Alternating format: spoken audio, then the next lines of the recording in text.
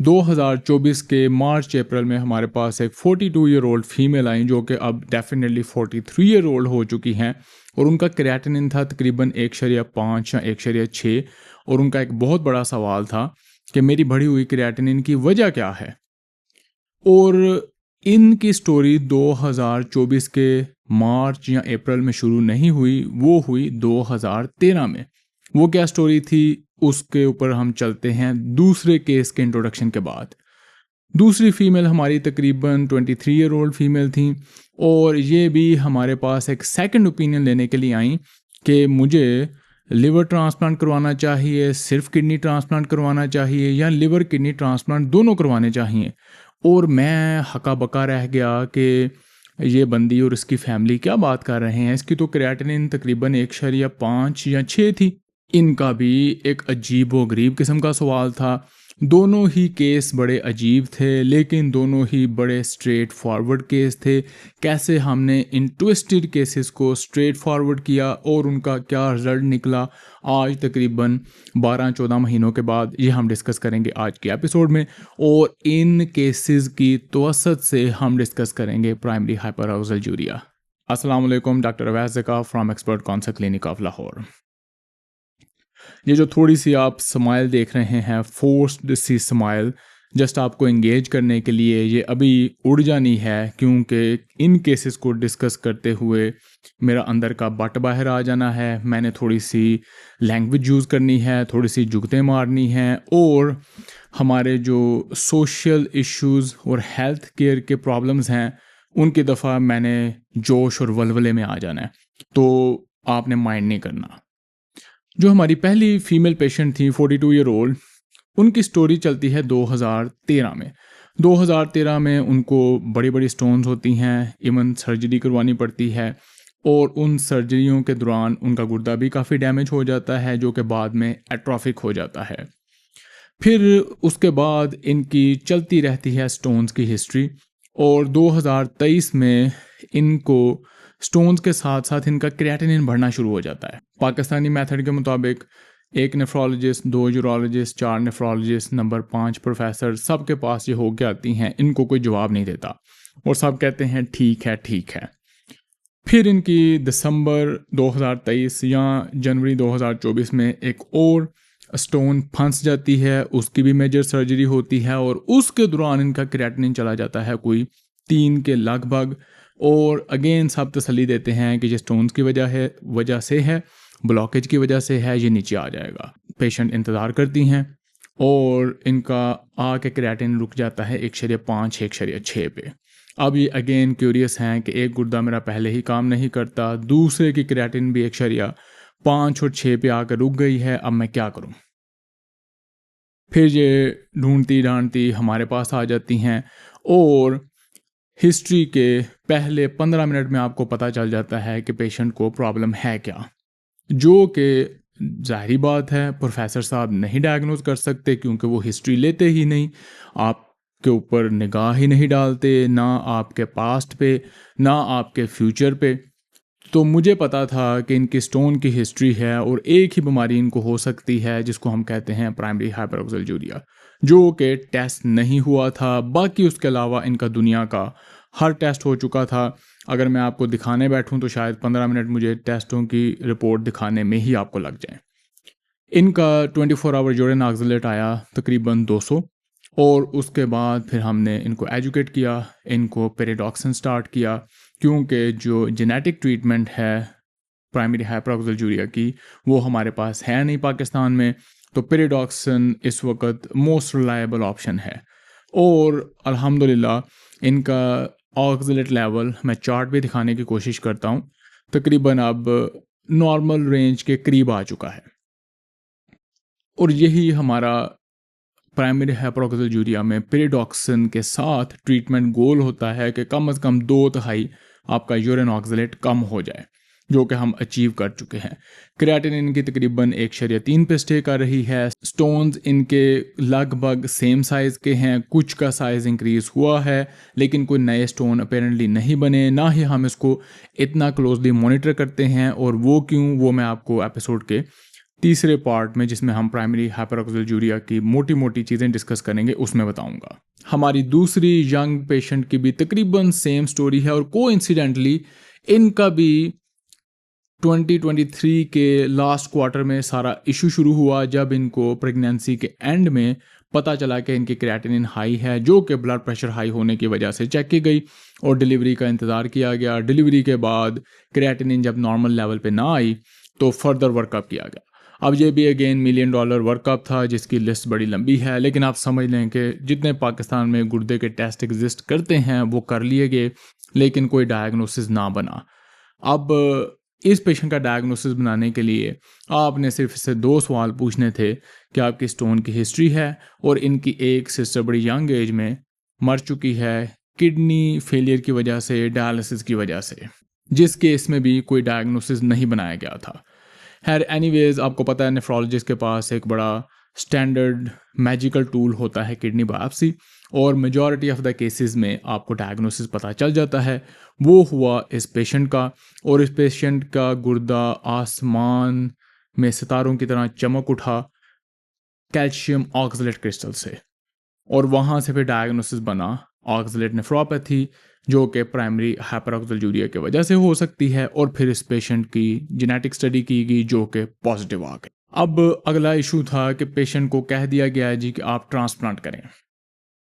ये बड़ा एक यूनिक पर्सपेक्टिव था, इसको पहले भी हम किसी एपिसोड में डिस्कस कर चुके हैं। अब मैं अपना सर पकड़ के बैठ गया कि ये कौन सा केस है जिसमें क्रिएटिनिन 1.5 पे ट्रांसप्लांट रिकमेंड किया जा रहा है, जो कि आजकल के ज़माने में, आज से 15-20 साल पहले जब हमें प्राइमरी हाइपरऑक्सीजूरिया की इतनी अच्छी ट्रीटमेंट्स अवेलेबल नहीं थी, तो मेक सेंस। लेकिन ये क्या सिनेरियो है? फिर पहले मैंने उनसे गौर से पूछा कि क्या आप सही सवाल कर रही हैं, ये किसने आपके दिमाग में डाला है? और उसके बाद फिर मुझे अपने पे शक हो गया कि पता नहीं मुझे नहीं कुछ आता या मैं थोड़ा पीछे रह गया हूँ। बहरहाल उनको मैंने रीअश्योर करा कि पेरिडॉक्सिन पे स्टार्ट किया और उनको कहा कि आप 6 महीने 9 महीने मॉनिटर करें। अगर तो आपका किडनी फंक्शन वर्स हो रहा है तो बिल्कुल आप ट्रांसप्लांट वालों की सुन लें, क्योंकि उन्होंने तो सर्जरी करनी है। और अगर ये बेहतर हो रहा है तो आप क्यों इतनी मेजर सर्जरी करेंगी, एक्सपेंस करेंगी, लाइफ डेथ रिस्क में जाएंगी। तो इन्होंने मेरी बात मानी, पेरिडॉक्सिन स्टार्ट की। अल्हम्दुलिल्लाह इनका ऑक्सलेट को बहुत ज़्यादा बेहतर नहीं हुआ, लेकिन हेल्दी लाइफस्टाइल की वजह से इनका क्रिएटिनिन बहुत बेहतर हो गया। एक लेवल पे इनका क्रिएटिनिन 1.5 से 1 पर भी आ गया, जिसमें खुश होने वाली बात नहीं होती। मैं आपको यही समझाता हूँ कि अगर आपका स्टैंडर्ड क्रिएटिनिन 1.4 या 5 चल रहा है और ये कम हो के 0.9 या 1 पे आ गया है, तो आपने थोड़ा फिक्रमंद होना होता है कि क्या हो गया। खैर थोड़ी डिटेल के बाद मुझे पता चला कि ये प्रेग्नेंट भी हो चुकी हैं और इनका क्रिएटिनिन उसकी वजह से इम्प्रूव हुआ था। माशाल्लाह अब ये प्रेगनेंसी में से गुजर के रिकवर भी हो चुकी हैं और इनका क्रिएटिनिन अभी भी स्टेबल है। इनकी गुर्दे वाली दवाइयाँ अभी बंद हैं, पेरिडॉक्सिन चल रहा है, लेकिन इनका ऑक्सलेट वेल कंट्रोल्ड है, इनका प्रोटीन यूरिया वेल कंट्रोल्ड है, इनका किडनी फंक्शन वेल कंट्रोल्ड है, और वो ट्रांसप्लांट वाली कहानी गई पास्ट में। अब हम यहाँ से जंप इन करते हैं कि प्राइमरी हाइपरऑक्सीजूरिया इतना रेयर है कि जब आपको कोई ये लफ्ज़ यूज़ करता है तो आप कहते हैं नहीं नहीं नहीं नहीं, ये मुझे नहीं हो सकता, ये तो बड़ी रेयर चीज़ है। मेरा अपना ख्याल है कि पाकिस्तान में प्राइमरी हाइपरऑक्सीजूरिया बहुत कॉमन है, और मेरे पास अपने तकरीबन दर्जन से ज़्यादा पेशेंट हैं जिनमें ये 2 बड़े टिपिकल केसेस थे। इनकी यूनिक और कॉमन प्रेजेंटेशन की वजह से, प्लस जो हमारी दूसरी पेशेंट थी उनकी जेनेटिक स्टडी से कंफर्म्ड है। जो हमारी पहली पेशेंट हैं उनकी जेनेटिक स्टडी अभी तक नहीं हो सकी फाइनेंशियल रीज़न की वजह से, लेकिन ऑक्सलेट 24 आवर यूरिन में 200 का मतलब ही प्राइमरी हाइपरऑक्सीजूरिया है। अब हम प्राइमरी हाइपरऑक्सीजूरिया के मोटे मोटे पॉइंट डिस्कस करते हैं। इसकी बेसिकली 3 टाइप्स हैं, जिसको हम PH1, PH2 और 3 कहते हैं। जो ज़्यादा कॉमन है वो PH1 है, और PH2 और PH3 आप कहें कि बस रिसर्च वाले केसेस हैं, उनका कोई बहुत ज़्यादा डेटा नहीं है। डायग्नोसिस के लिए मॉडर्न दुनिया में वेल्दी नेशंस में आपको जेनेटिक स्टडी चाहिए होती है। पाकिस्तान में यू विश तो हम यूरिन ऑक्सलेट पे गुजारा करते हैं। एवरेज 24 आवर यूरिन ऑक्सलेट 45 से कम होना चाहिए, लेकिन आपने याद रखना है कि अगर आपका एक दफ़ा सारी स्टोन की हिस्ट्री होने के बावजूद, गुर्दे का मर्ज होने के बावजूद आपका लेवल कम आए, तो आपने इसको 3 दफ़ा रिपीट करना होता है। अब आप सोचें, पाकिस्तानी मरीज़ डंडा लेके आपके सर पे चढ़ाए कि आप सिर्फ 3 दफ़ा ये कंफर्म करने के लिए कंफर्म करें या टेस्ट कराएं कि मुझे प्राइमरी हाइपरऑक्सीजूरिया है कि नहीं। तो हम साथ टेस्ट रिपोर्ट लिखने के दुआ भी करते हैं कि अगर ये पॉजिटिव है तो पहली दफ़ा में ही आ जाए। जब आपका पॉजिटिव आ जाए तो फिर आपने पेरिडॉक्सिन स्टार्ट करनी होती है। उसकी डोज़ मैंने आपको नहीं बतानी, क्योंकि आपने ओवरडोज करके साइड इफ़ेक्ट करवा लेने हैं, न्यूरोपैथी करवा लेनी है, और फिर आपने कहना डॉक्टर साहब ये तो आपने बताया नहीं था साथ। तो वो आपने अपने नेफ्रोलॉजिस्ट या यूरोलॉजिस्ट से पूछनी है। लेकिन सबसे पहले अगर आपको किडनी स्टोन की हिस्ट्री है, आपको वो जो नेफ्रोकैल्सिनोसिस अल्ट्रासाउंड में लिखा होता है या कंक्रीशंस हैं, और आपको और कोई वजह नहीं मिल रही, तो फिर आपने 24 आवर यूरिन ऑक्सलेट ज़रूर करवाना है और डायग्नोसिस कंफर्म करना है। उसके बाद जेनेटिक्स में आपने ज़रूर जाना है अगर आपके लिए पॉसिबल हो। उसके कुछ फ़ायदे ये होते हैं कि एक तो कुछ जेनेटिक्स में ऑफ स्प्रिंग आपके बच्चे अफेक्ट हो सकते हैं, तो उसमें आपको जेनेटिक काउंसलिंग की ज़रूरत होती है। और कुछ जेनेटिक टेस्ट से हमें पता चलता है कि क्या ये पेशेंट पेरिडॉक्सिन को रिस्पॉन्ड करेगा कि नहीं। बहरहाल वो ज़रा कॉम्प्लिकेटेड डिस्कशन है, हम उसमें नहीं जाएंगे। हम आगे सीधा चलते हैं कि फिर आपने करना क्या है। फिर इस पेशेंट को आपने देना होता है पेरिडॉक्सिन एज मेडिसिन, और उसमें हमारा टारगेट होता है कि हमने यूरिन में 24 आवर यूरिन ऑक्सलेट लेवल को तकरीबन 2/3 कम करना है, कम अज़ कम। फिर हम उसको कहते हैं कि ये पेशेंट पेरिडॉक्सिन को रिस्पॉन्ड कर रहा है। तो अगर 100 था किसी का, तो उसका कम अज़ कम 45 से नीचे या 40 के करीब आना चाहिए। अगर किसी का 200 था, तो वो तकरीबन आप कह लें कि 60-70 से नीचे आना चाहिए। और ये फ्यूचर में कुछ रिसर्च के मुताबिक बेहतर होता जाता है, इसको 6 से 12 महीने लग जाते हैं। हमारी जो पहली पेशेंट थी 43 ईयर ओल्ड, उनका 200 से आई बिलीव तकरीबन 60 या 45 पे आ चुका है। जो दूसरी पेशेंट थी उनका ऑक्सलेट तो बहुत ज़्यादा यूरिन में इम्प्रूव नहीं हुआ, लेकिन ओवरऑल उनका किडनी फंक्शन बेहतर हुआ है, प्रोटीन नहीं है और अल्ट्रासाउंड भी नॉर्मल है। तो हम अज्यूम कर रहे हैं कि उनको जो उनका ऑक्सलेट लेवल है वो वेल कंट्रोल्ड हो चुका है पेरिडॉक्सिन से। फिर इसके साथ साथ आपने सेकेंडरी काजेज़ डेफिनेटली कम करने होते हैं, जिसमें आपकी हाई ऑक्सलेट फूड्स आ सकती हैं, वो आपने कम करनी है। आपने कंफर्म करना है कि कोई आपको डायरिया वगैरह तो नहीं है जो कि इसको कंट्रीब्यूट कर रहा है। और ट्रीटमेंट के पार्ट में आपने हाइड्रेशन, इसको सम टाइम ओवर हाइड्रेशन कहते हैं, कि आपने इतना पानी पीना है कि तकरीबन 2.5 से 3 लीटर पेशाब आप रोज़ाना बनाएं। इस काम के करने से आपके यूरिन में इतनी डाइल्यूशन हो जाती है कि क्रिस्टल्स और स्टोन बनने के चांस 80-90% कम हो जाते हैं। ये वैसे तो फार्मूला है आम स्टोन फार्मर्स के लिए, लेकिन प्राइमरी हाइपरऑक्सीजूरिया वाले पेशेंट को भी इस ओवर हाइड्रेशन से बहुत ज़्यादा फ़ायदा हो जाता है। फिर उसके बाद आ जाती है मॉनिटरिंग, आपके किडनी फंक्शन की मॉनिटरिंग, आपके यूरिन ऑक्सलेट लेवल की मॉनिटरिंग, और हम आ जाते हैं उस पॉइंट पे अल्ट्रासाउंड। अब आप कहेंगे कि इस पेशेंट का अल्ट्रासाउंड रिपीट करना चाहिए, क्या करना चाहिए, कितनी दफ़ा करना चाहिए। इसमें कोई ख़ास कंसेंसस नहीं है, लेकिन साल में 1 से 2 दफ़ा करने में कोई हर्ज नहीं है।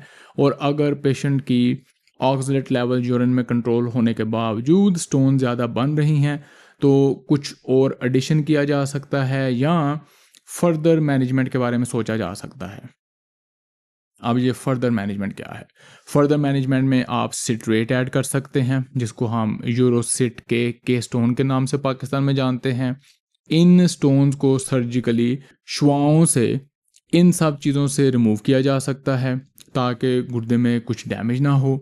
लेकिन प्राइमरी पर्पस हमारा यही है कि हमने ब्लड में, यूरिन में ऑक्सलेट लेवल को कंट्रोल करके गुर्दे में होने वाली इंजरी को बचाना है, क्योंकि प्राइमरी हाइपरऑक्सीजूरिया में इंजरी स्टोन से ज़्यादा क्रिस्टल्स की वजह से होती है, और हमने इन क्रिस्टल्स को बनने से, इनकी मिकदार को ज़्यादा होने से रोकना होता है।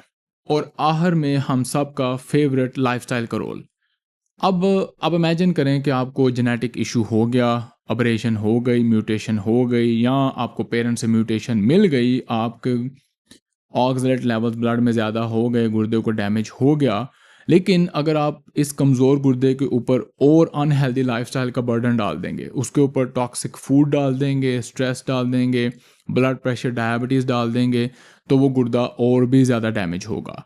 और अगर आप इसको हेल्दी रखेंगे, बाकी सारी सेहत को बेहतर रखेंगे, तो वो जो कुछ इन्फ्लेमेशन क्रिस्टल्स की वजह से होनी है गुर्दे में, हो सकता है आपकी सेहत की वजह से वो इन्फ्लेमेशन भी कम हो जाए, आपका गुर्दा और सेहतमंद हो जाए। और मेरा अपना हंच है कि इन दोनों पेशेंट्स की जो सिग्निफिकेंट इंप्रूवमेंट देखने को मिली क्रिएटिनिन में, ओवरऑल हेल्थ में, वो हेल्दी लाइफस्टाइल की वजह से थी।